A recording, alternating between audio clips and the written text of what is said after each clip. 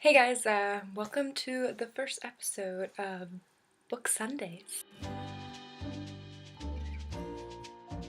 Today, as it's the first video for this segment, I decided I would do a book haul because I recently just got a bunch of books from Amazon. I don't buy a lot of my books. I usually borrow them from the library because I just find buying books are really expensive, and I don't usually reread them unless it's like a really good book, and then usually I would buy it for myself. So the first book I got is the collection of Sylvia Plath poems, and so it looks like this, and it's just really small. It's really cute, and it is the Everyman's Library Pocket Poets. So it's just a little book of Sylvia Plath poems, and it's really cute because it comes with this kind of journal type bookmarking system or whatever. You can also get a whole bunch of other poets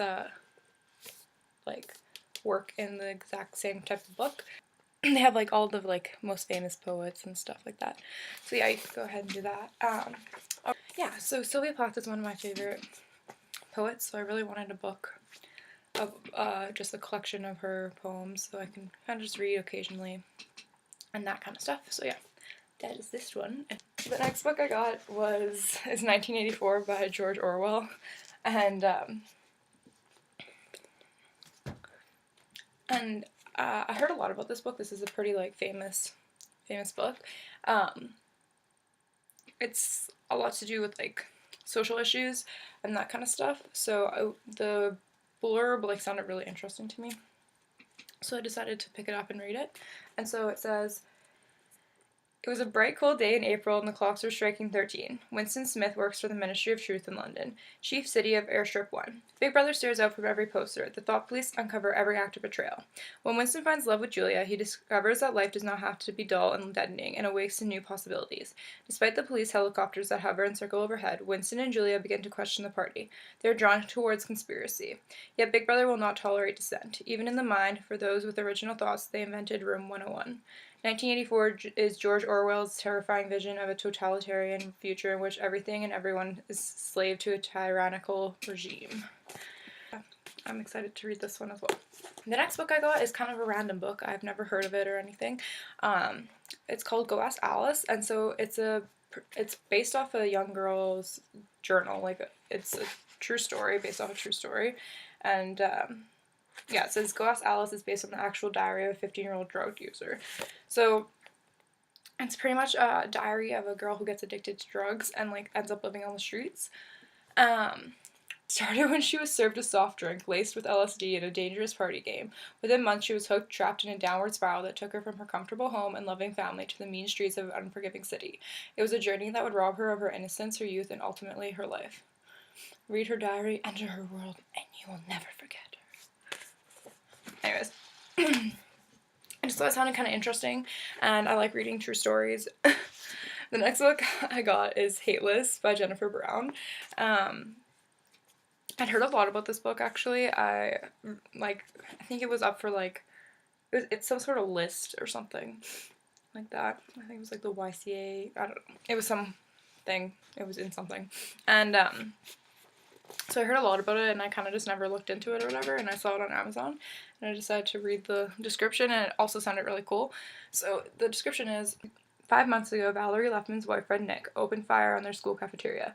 Val was as shocked as everyone else, but despite her own serious injuries, she implicated in the crime because of the list. The list she and Nick made of people they hated. The list Nick used to pick his targets. Now, after a summer of seclusion, Val is forced to confront her guilt as she returns to school to complete her senior year. Haunted by the memory of the boyfriend she loves and navigating rocky relationships with her family, her former friends, and the girl whose life she saved, Val must come to grips with the tragedy that took place and her role in it in order to make amends and move on with her life. So I thought this kind of sounded interesting. It was about a school shooting and that kind of thing. So the next book I got is called Before I Die by Jenny Downham? By Jenny Downham. So yes, it looks like this. Now mostly before, usually all the time before I watch a movie, I always read the books, but this one was kind of opposite. I saw the movie, which is called Now Is Good. It's not actually called Before I Die, with Dakota Fanning and K.S. Scodelario in it, and K.S. Scodelario is one of my favorite actresses, so that's why I watched it. And then in the comments, I like on the video that I was watching, everyone was like, oh my god, the book is so good, like you have to read the book if you like the movie kind of thing.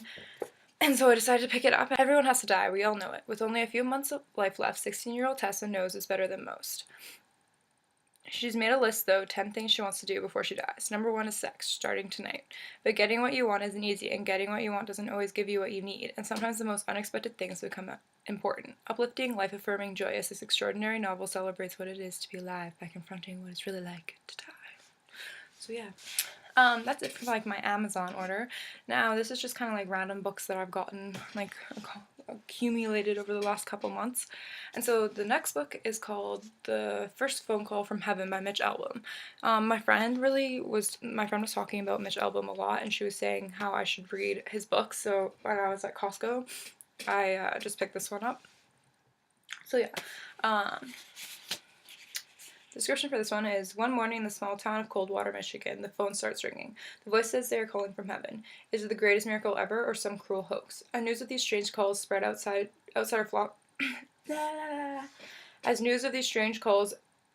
flock to Coldwater to be part of it.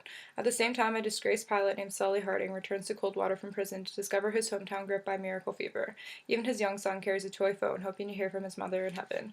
As the calls increase and proof of an afterlife begins to surface, the town and the world transforms. Only Sully, convinced there is nothing beyond this sad life, digs into the phenomenon, determined to disprove it for his child and his own broken heart. Moving seamlessly between the invention of the telephone in 1876 and a world obsessed with the next level of communication, Mitch Albom takes readers on a breathtaking ride of frenzied hope. The First Phone Call from Heaven is Mitch Albom at his best. So yes. The last thing I have is The Happiness Project by Gretchen Rubin. This book I've been meaning to read for such a long time. I kept picking it up from the library and then just never having time to finish it. So I probably made it about halfway through this. And at first I didn't really like the first chapter or so, but my cousins this summer were both reading it and they said that it's really good. And so I decided to actually read it. So my dad picked this up for me at Value Village. But this isn't really, it's like not fiction, it's fan fiction. I was just about to say it's fan fiction.